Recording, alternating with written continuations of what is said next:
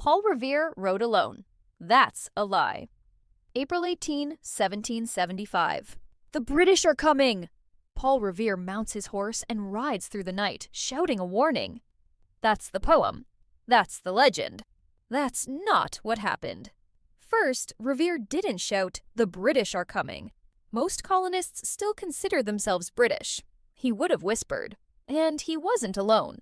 The real operation involved dozens of riders. Revere was just one. The plan was an early warning system. If the British marched, signal lanterns would be hung in Boston's Old North Church. 1 if by land, 2 if by sea. 2 lanterns. The British are crossing the Charles River by boat.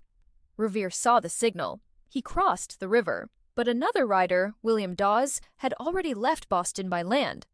Different route, same mission. They met in Lexington. Together, they rode to Concord.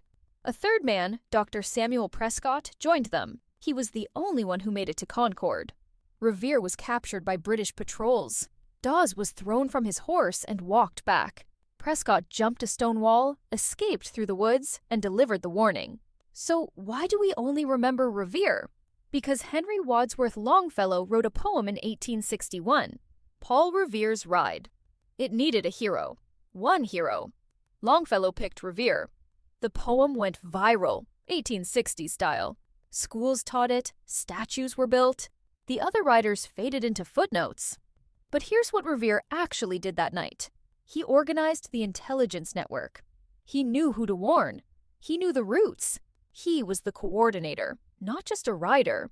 That's why Longfellow picked him. Not because he rode alone, because he made the ride possible.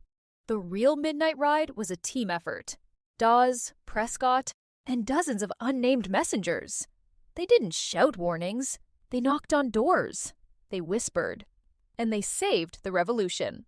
So remember Paul Revere. But remember the others too. The British weren't stopped by one man on one horse.